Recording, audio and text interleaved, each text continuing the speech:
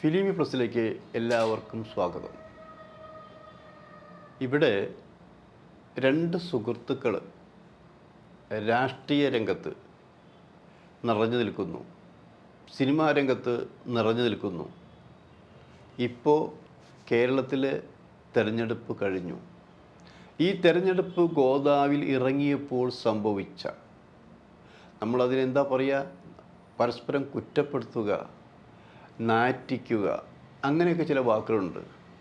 ആ ഒരു സംഭവത്തിൻ്റെ പശ്ചാത്തലത്തിൽ അത് കേട്ട ചിലർ ചോദിച്ച ചില കാര്യങ്ങളുണ്ട്. അവരിങ്ങനെ ചോദിച്ചു, താങ്കൾക്ക് അടുപ്പവും പരിചയമുള്ള രണ്ട് പേരാണ് സുരേഷ് ഗോപിയും ഗണേഷ് കുമാറും. ഇടയ്ക്ക് ഞാൻ പറഞ്ഞു അവർ മാത്രമല്ല വേറെ പലരും ഉണ്ട് എന്ന് പറഞ്ഞു. അതവരുടെ കാര്യം, ഇവർ രണ്ട് പേരെയുള്ള സംഭവമാണ്. അതിൽ താങ്കൾ സത്യസന്ധമായ അഭിപ്രായം പറഞ്ഞിരിക്കണം. ഞാൻ പറഞ്ഞു, ഞാൻ സത്യസന്ധമായ കാര്യങ്ങളെ പറയാറുള്ളൂ. എൻ്റെ മുമ്പിൽ സത്യം അല്ലെങ്കിൽ അസത്യം, അല്ലാതെ നിഷ്പക്ഷത എന്നൊന്നും എനിക്കില്ല. നിഷ്പക്ഷത എന്ന് പറഞ്ഞാൽ രക്ഷപ്പെടാനുള്ള സൂത്രം കൂടിയാണ്, അതെൻ്റെ പക്കലില്ല. ഏതാണ് ശരി, ഏതാണ് തെറ്റ്, ഈ തെറ്റും ശരിയും നീതിയും അനീതിയും ഇത് മാത്രമേ ഞാൻ പറയാറുള്ളൂ എന്നുള്ള സത്യം. നിങ്ങൾക്ക് എന്താണ് ശരിക്കറിയേണ്ടത്? അല്ല, തെരഞ്ഞെടുപ്പ് കാലത്ത് ഗണേഷ് സുരേഷ് ഗോപി തോൽക്കാൻ വേണ്ടി സുരേഷ് ഗോപിയെ വളരെ മോശമായ രീതിയിൽ എന്ന് പറഞ്ഞാൽ എനിക്കത് കൂടുതൽ വിശദീകരിക്കാൻ പറ്റില്ല. അത്തരത്തിലുള്ള മോശമായ രീതിയിലാണ് സംസാരിച്ചത്. അത് ഈ ജനങ്ങൾ കേട്ടു. അതിൻ്റെ പേരിൽ വോട്ടുകൾ കുറഞ്ഞു.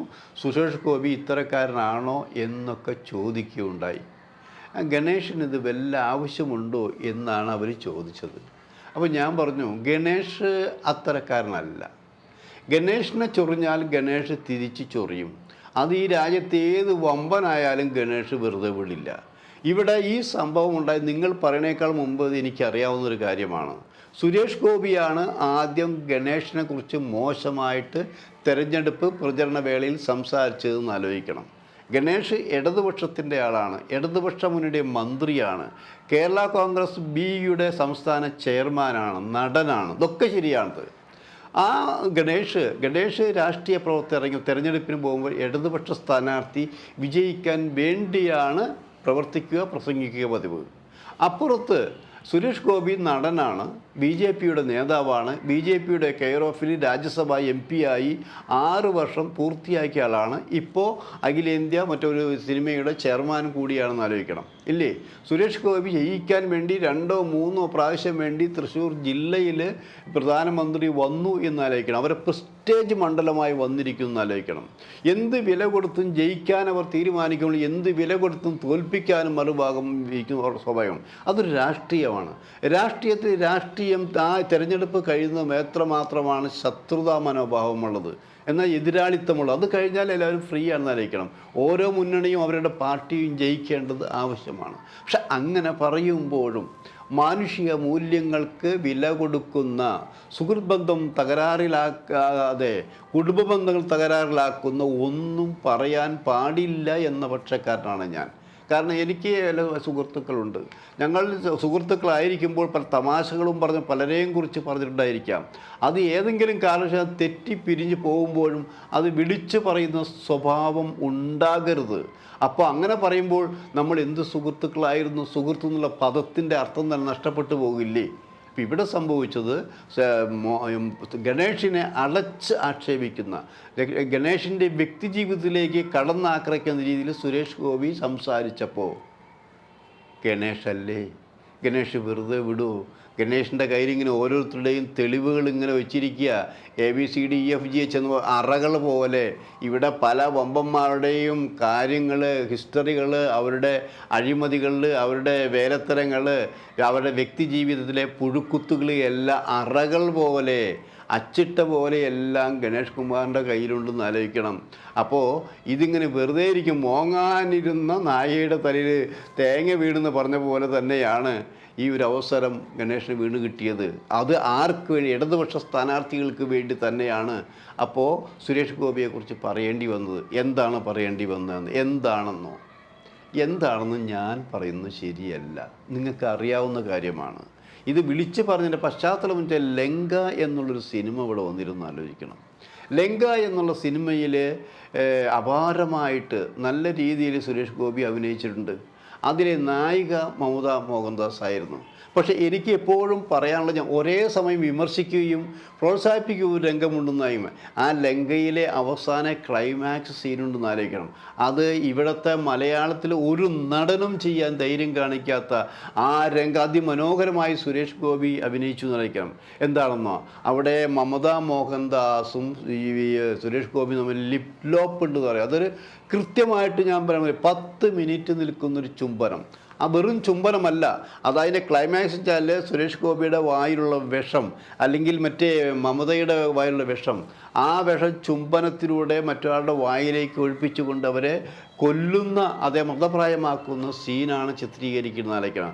അതിമനോഹരമായി നമുക്ക് ഇത്രയും വേണ്ടിയിരുന്നോ, ഇത്രയും സമയം വേണ്ടിയിരുന്നോ എന്നൊക്കെ നമ്മൾ ചോദിക്കും. അതിമനോഹരമായിട്ട് അത് ചിത്രീകരിക്കാൻ കഴിഞ്ഞു. അതിനെ ചുറ്റിപ്പറ്റി ആണ് പ്രശ്നങ്ങളുണ്ടായത്. അതിനെ ചുറ്റിപ്പറ്റിയാണ് ഊഹാപോഹങ്ങളുണ്ടായി. അതിനെ ചുറ്റിപ്പറ്റിയാണ് കഥകൾക്ക് നിറം കൊടുത്ത് കഥകൾ ഉണ്ടായെന്ന് ആലോചിക്കണം. ഞാൻ ഒരാളുടെയും വ്യക്തി ജീവിതത്തിലേക്ക് നോക്കുന്ന ഒരാളുമല്ല. അത് അവരുടെ ജീവിതത്തിൻ്റെ പ്രശ്നമായി ഉണ്ടോ എനിക്ക് വ്യക്തമായി അറിയില്ല. അത്തരം കാര്യങ്ങളാണ് തന്നെ ആക്ഷേപിച്ചപ്പോൾ ഗണേഷ് പറഞ്ഞത് എന്നാണ് പറയുന്നത്. അപ്പോൾ ആലോചിക്കുമ്പോൾ രണ്ട് കൂട്ടർക്കും ഇതിൻ്റെ വല്ല ആവശ്യമുണ്ടായിരുന്നോ? കാരണം ഗണേഷ് പറഞ്ഞത് സുരേഷ് ഗോപി ഗണേഷിനെ അറ്റാക്ക് ചെയ്തപ്പോഴെന്ന് ആലോചിക്കണം. അങ്ങനെ അറ്റാക്ക് ചെയ്ത് തിരിച്ച് അറ്റാക്ക് ചെയ്തില്ലെങ്കിൽ, മറുപടി പറഞ്ഞില്ലെങ്കിൽ പ്രശ്നമായില്ലേ? ഗണേഷ് എന്ന് പറഞ്ഞാൽ ഗണേഷ് സംബന്ധിച്ച് ഗണേഷ് ആദ്യത്തെ വിവാഹം ഒഴിഞ്ഞ് ഡിവോഴ്സ് നടന്നതാണെന്ന് ആലോചിക്കണം. ഡിവോഴ്സ് നടന്നതിന് ശേഷമാണ് രണ്ടാമത് വിവാഹം കഴിച്ചതെന്ന് ആലോചിക്കണം. അവിടെ എന്താ തെറ്റ്? ഇവിടെ അനുദിനമായിട്ട് ഇപ്പോൾ അറിയാം, കഴിഞ്ഞ ദിവസം തന്നെ സിനിമാ നടി ഭാമ ഡിവോഴ്സായെന്ന് പറയുന്നത് തെറ്റോ ശരിയുള്ള കാര്യം. അങ്ങനെ പലരും, എത്രയോ പേര് ഡിവോഴ്സായിരിക്കുന്നു. നമ്മുടെ മഞ്ജു വാര്യർ ഡിവോഴ്സായിട്ടുള്ളതല്ലേ, എത്രയോ നടികൾ ഡിവോഴ്സായിട്ടുണ്ട്. സാധാരണ ജീവിതത്തിൽ കല്യാണം കഴിഞ്ഞ് രണ്ടാമത്തെ ദിവസം കോടതിയെ സമീപിക്കുന്നവരുണ്ടെന്ന് ആലോചിക്കണം. അതൊക്കെ ഒരു വ്യക്തി ജീവിതമാണ്. അവർക്ക് ഒരുമിച്ച് ജീവിക്കണോ വേണ്ടയോ എന്ന് തീരുമാനിക്കുന്നത് അവർ തന്നെയാണ്. അത് അവരുടെ സ്വാതന്ത്ര്യമാണെന്ന് ആലോചിക്കണം. അപ്പോൾ അങ്ങനെ നടക്കുന്ന ഈ കാലഘട്ടത്തിൽ വ്യക്തി, നമ്മൾ എപ്പോൾ സംസാരിക്കുമ്പോഴും നമ്മൾ സൗഹൃദം, നിങ്ങൾ ഏത് പാർട്ടിക്കാരായിക്കോട്ടെ സൗഹൃദം സൂക്ഷിക്കുന്നതാണ്. പക്ഷെ നിങ്ങൾ ഇതൊക്കെ ചോദിക്കും, വേറൊരു കാര്യമുണ്ട്. ഓരോ തിരഞ്ഞെടുപ്പ് കഴിയുന്തോറും ഈ രാജ്യത്ത് വർഗീയതയുടെ വിഷം കുത്തിവെക്കുന്നത് എല്ലാ രാഷ്ട്രീയ പാർട്ടികളുണ്ടായിരിക്കും. അതിൽ ഇടതുപക്ഷവും മോശക്കാരാണ് എന്നുള്ള പക്ഷക്കാരനല്ല ഞാൻ. കാരണം ഈ തെരഞ്ഞെടുപ്പിൽ നില നോക്കുക, നമ്മൾ വർഗീയ രീതിയിൽ വോട്ട് പിടിച്ചവരില്ലേ, വർഗീയ വിഷം കുത്തിവെച്ചിട്ടില്ലേ, ഇത് ഒരു ഇടതുപക്ഷത്തിന് ചേർന്നാണോ ഒരു കോൺഗ്രസ് പാർട്ടി ചേർന്നാണോ, ഇതൊക്കെ നമ്മൾ ചോദിച്ചേക്കാം. അതൊക്കെ അവരിരുന്ന് ചർച്ച ചെയ്യേണ്ട കാര്യങ്ങളാണെന്ന് അറിയിക്കണം. കൊടുത്താൽ കൊല്ലത്തും കിട്ടുമെന്ന് നമ്മൾ പറഞ്ഞിട്ടില്ലേ? അത് ഓർക്കുന്നത് നല്ലതാണ്. ഞാനൊരാളെക്കുറിച്ച് പറയുമ്പോൾ തിരിച്ച് എന്നെക്കുറിച്ച് പറയാനുള്ള സ്വാതന്ത്ര്യം അവർക്കുണ്ട്. എന്നെക്കുറിച്ച് അവരുടെ കയ്യിൽ തെളിവുണ്ടെങ്കിൽ അവർക്ക് കാണിക്കാനുള്ള അവകാശമുണ്ടെന്ന്. അതുകൊണ്ട് ഞാൻ ഒറ്റ കാര്യമേ എനിക്കാണ്, ഈ രണ്ട് പേരും എൻ്റെ സുഹൃത്തുക്കൾ തന്നെയാണ്. പക്ഷേ ഞാൻ ഒരു കാര്യത്തിൽ രണ്ടുപേരുടെ അടുത്തും പോയിട്ടുമില്ല എന്നായിരിക്കണം. പക്ഷേ ഗണേഷ് നല്ല മന്ത്രിയാണ്, മിടുക്കനായ മന്ത്രിയാണ്, മിടുക്കനായ പ്രസംഗനാണ്, മിടുക്കനായ നേതാവാണെന്ന് ആലോചിക്കണം. സുരേഷ് ഗോപി മിടുക്കനായ നേതാവാണെന്ന് ഞാൻ പറയില്ല. സുരേഷ് ഗോപി നല്ല നടന്മാരിൽ ഒരാളെന്ന് ഞാൻ പറയാം. എന്നാലും വാക്കുകൾ ഉപയോഗിക്കുമ്പോൾ, ആ നാവ് പുറത്തിടുമ്പോൾ, ആ നാവിനെ നമ്മൾ കൺട്രോൾ ചെയ്യേണ്ടിയിരിക്കുന്നു. കൺട്രോൾ ചെയ്തില്ലെങ്കിൽ നമ്മൾ മലർന്ന് കിടന്ന് തുപ്പുന്നതുപോലെ ആ തുപ്പൽ നമ്മളെ നെഞ്ചിലേക്ക് തന്നെ വീഴും. അതാണിപ്പോൾ സംഭവിച്ചത്. ഇത് മറ്റു പലർക്കും ബാധകം തന്നെയാണ്. സൂക്ഷിക്കുക, സംസാരിക്കുക.